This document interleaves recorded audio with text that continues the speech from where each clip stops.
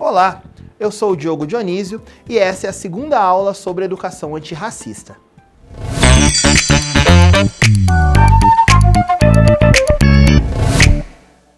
No primeiro vídeo, falamos sobre as definições de racismo, preconceito, branquitude e lugar de fala.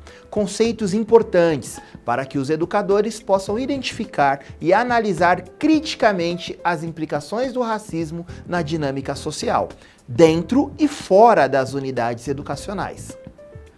Nesse vídeo, discutiremos temas importantes para a educação antirracista. Por exemplo, como devemos nos referir às pessoas negras, pretas, pardas, Estado laico e racismo religioso.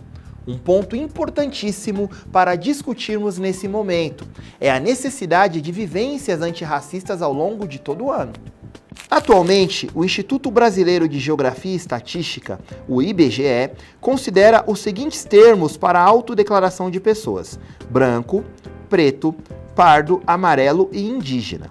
Um ponto importante de atenção é que, para o IBGE, a população negra é a soma de pessoas que se autodeclaram pretas e pardas, sendo esta uma conquista histórica do movimento negro, que reconhece a negritude das pessoas negras de pele mais clara e mais escura. Mas vamos lá.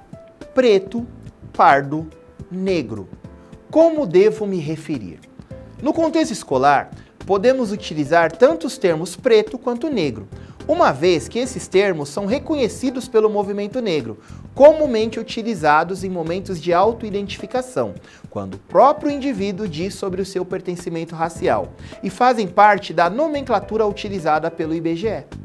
No que diz respeito aos estudantes, a forma mais adequada de identificá-los é pelo próprio nome. Já em relação à raça de cada estudante, a autodeclaração sempre deve ser respeitada.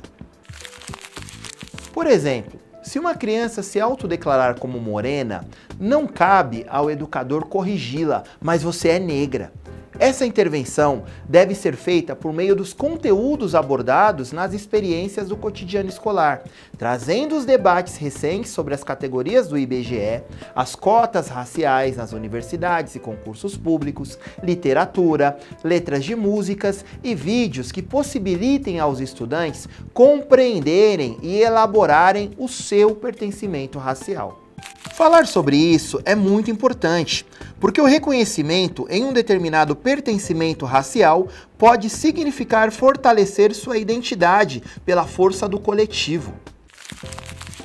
E aqui, aproveitamos o gancho para falar do segundo tópico da aula, porque é impossível falarmos sobre o fortalecimento de identidade sem falar sobre o Estado laico, ou, no caso do Brasil, teoricamente laico.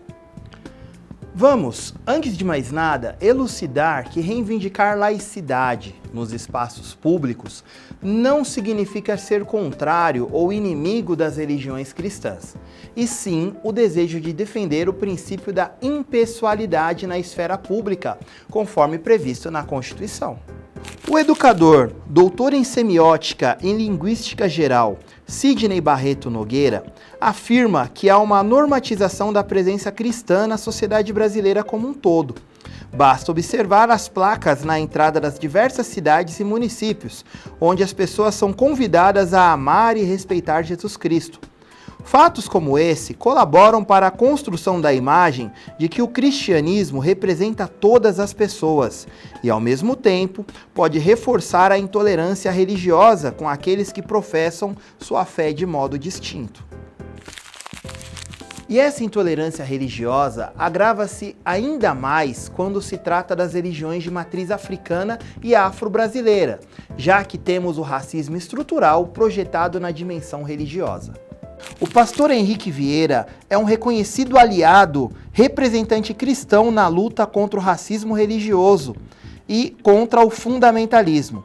Explica que para superarmos a intolerância, os cristãos também precisam refletir sobre o racismo na teologia. Por que a imagem de Jesus, um homem do Oriente Médio, é branca? Por que a ideia de um Jesus negro incomoda e requer tantas explicações?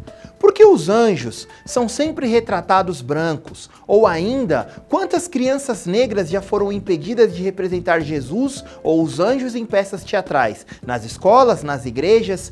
Isso é natural? O problema não está na experiência religiosa em si, mas na apropriação dela por discursos que não acolhem a diversidade. Por isso, a importância do fortalecimento do Estado laico, o diálogo e a ação comum entre as diferentes religiões.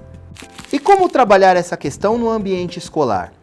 As religiões de matrizes africanas precisam ser tratadas e discutidas numa perspectiva histórica e reflexiva, assim como todas as outras religiões que comumente estão presentes no cotidiano escolar. Sendo importante garantir que todos os educadores e estudantes estejam em um espaço seguro, sejam quais forem suas crenças religiosas e seus pertencimentos culturais. Um exemplo da importância de criar esse espaço seguro é o que aconteceu na EMEI Maria Helena Barbosa Martins, na DRE de Itaquera, contado por uma professora que preferiu não se identificar para preservar a identidade da aluna.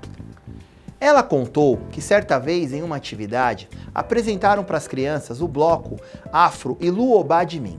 Mostraram um vídeo e explicaram que era um bloco que tocava tambor para Xangô. As crianças pouco perguntaram quem era Xangô. Estavam extasiados com o som da alfaia e djembe, que tocava na roda.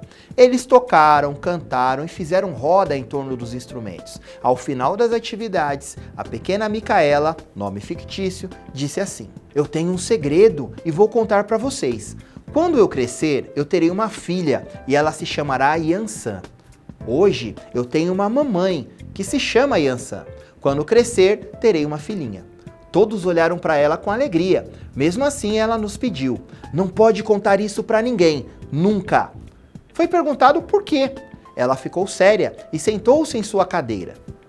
Na hora da saída, sua mãe chegou para buscá-la e ela correu em direção à porta e disse: "Eu contei o meu segredo para elas. Eu contei da Yansan." A mãe olhou com fisionomia brava e disse: "Não pode falar isso na escola, não pode! As pessoas não gostam. Vamos embora." Micaela então disse: "Elas são diferentes, elas são. Me mostraram a música que tocam para Xangô." Ao final, trocaram olhares com aquela mãe aflita, que percebeu estar tudo bem. Ou seja, dentro das unidades escolares, alunos, professores e funcionários têm o direito de simbolizar a sua fé, como, por exemplo, a utilização de fios de conta, guias, filás e turbantes, da mesma forma que é considerado normal o uso de crucifixos em brincos e pingentes para cristãos, quipá para judeus e véus para muçulmanas. Para criar esse ambiente de coexistência entre as diversas crenças e culturas, entramos em nosso último ponto da aula de hoje, que é a importância de que as práticas antirracistas estejam presentes no calendário escolar, de janeiro a janeiro, no planejamento e vivências de educadores, desde a educação infantil até o ensino médio. O currículo da cidade de São Paulo tem como premissas educação inclusiva, educação integral e equidade.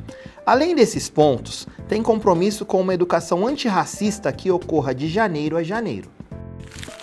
O desafio é romper com a ideia de discussões apenas em datas comemorativas e pensar em atividades que durante o ano inteiro valorizem a história e cultura africana e afro-brasileira.